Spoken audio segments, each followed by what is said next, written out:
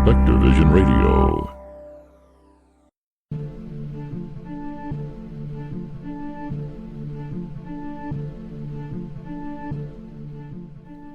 Hello, Uncanny Japan is author Teresa Matsura, that's me, exploring all that is weird from old Japan. Strange superstitions and old wives' tales, cultural oddities, and interesting language quirks. These are little treasures that I dig up when I do research for my writing, and I want to share them with you here on Uncanny Japan. I hope you like the show.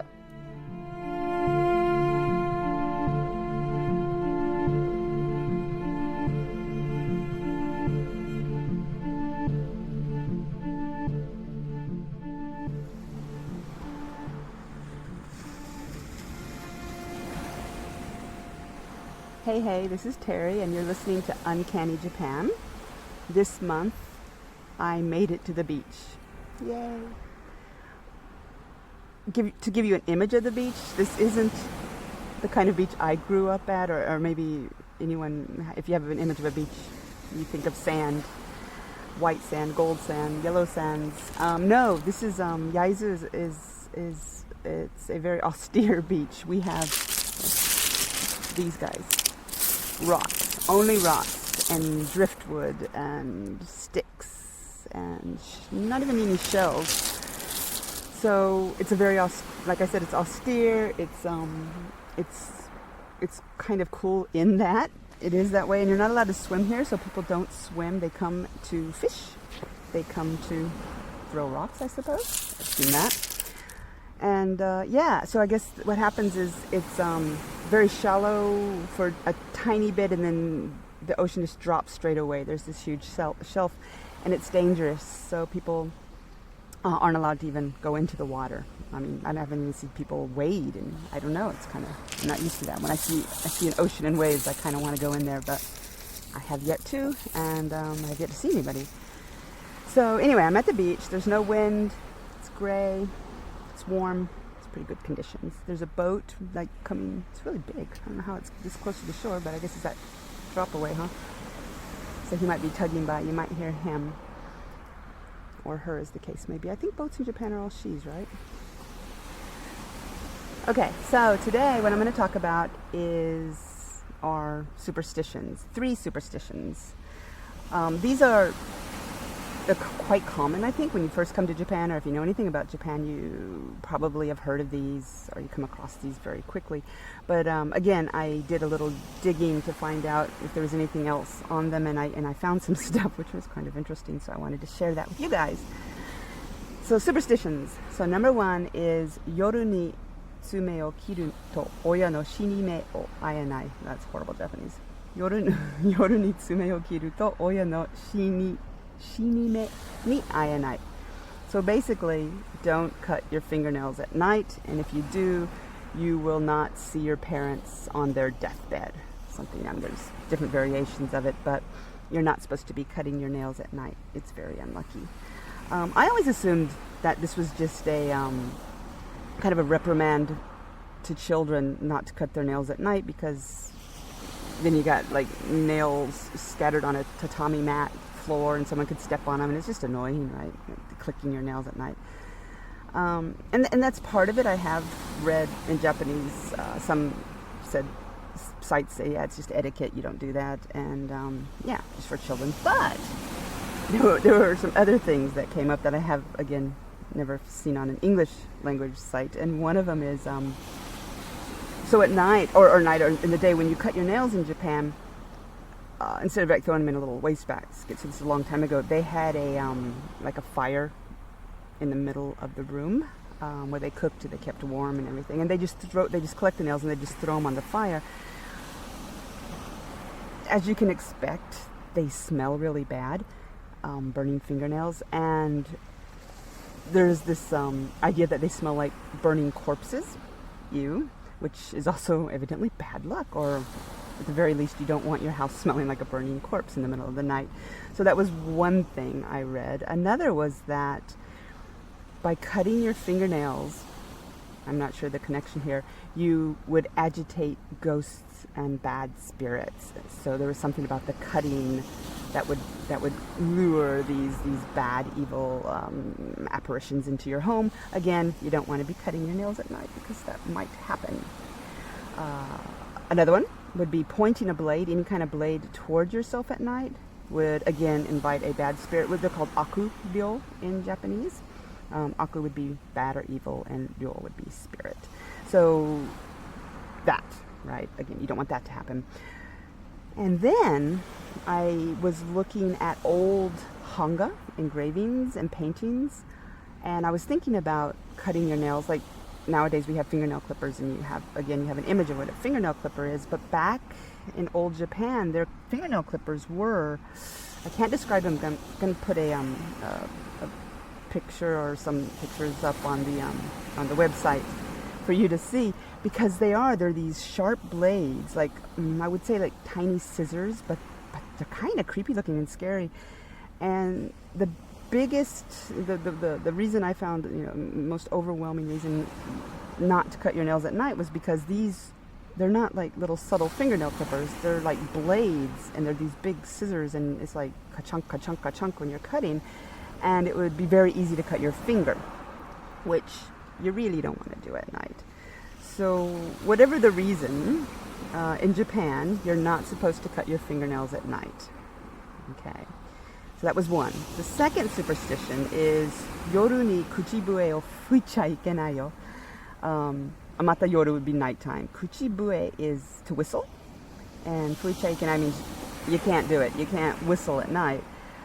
This is fun because, again, it's something you can't do at night. And again, I'm thinking it's for kids because you're annoying the neighbors. Japan houses are quite next to each other, and the walls are quite thin. So yeah, that would be annoying to have people whistling at night.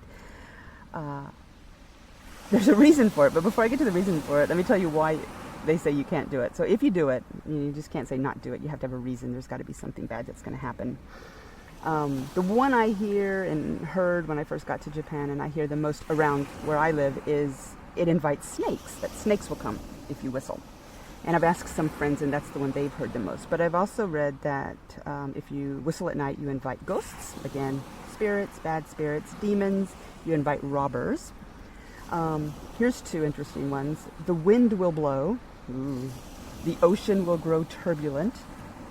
So you see how I did this kind of weird segue? I'm at the ocean, and I use the ocean here. Not really a segue, but yeah, okay. So the wind will blow, the ocean will grow turbulent. Your parents will die soon. Yay, that's horrible.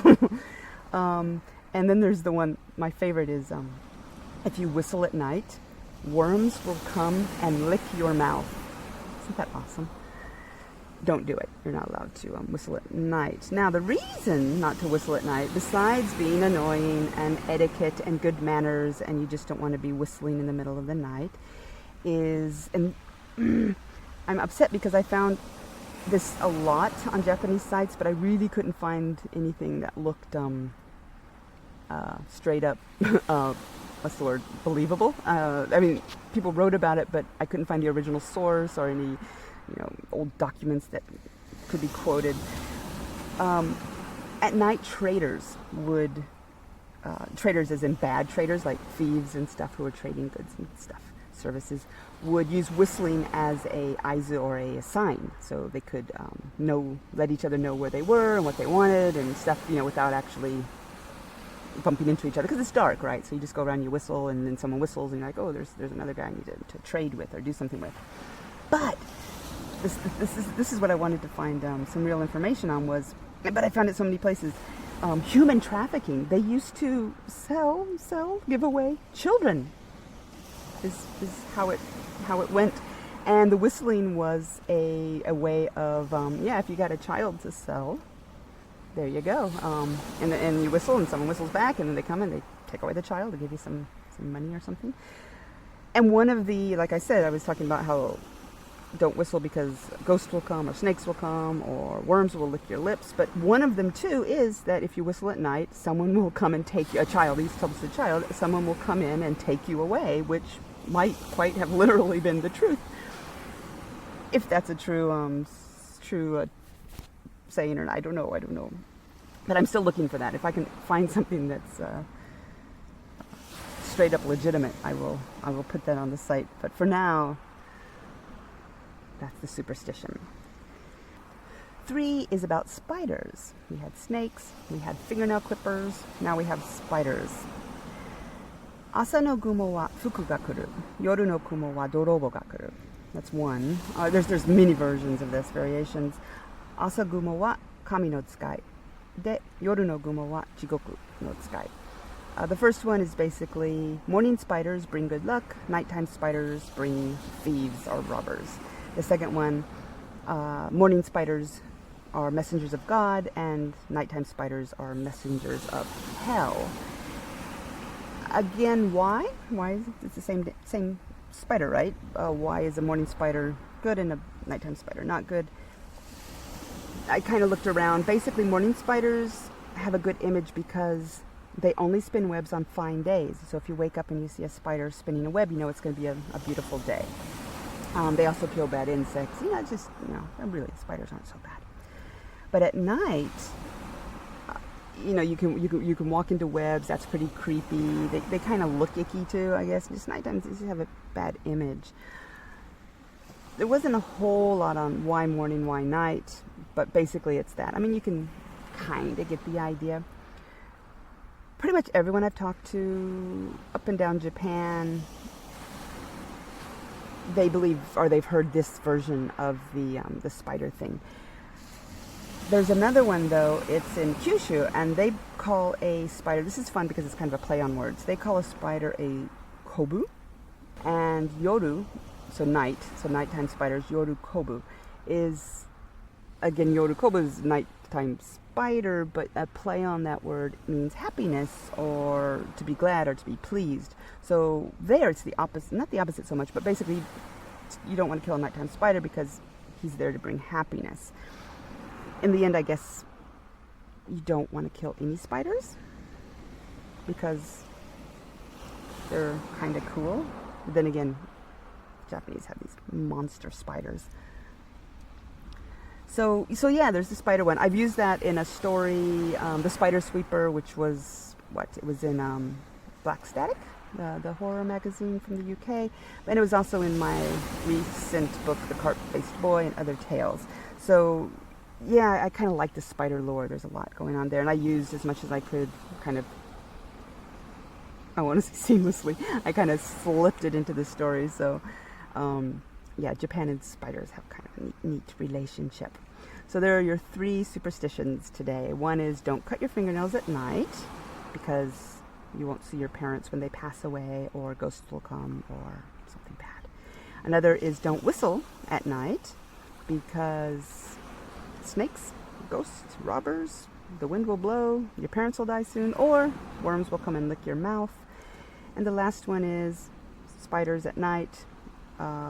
One part of Japan says you're supposed to kill them because they invite bad luck, and part of Japan says, no, don't kill them, they bring good luck. So probably a good idea just to let them be.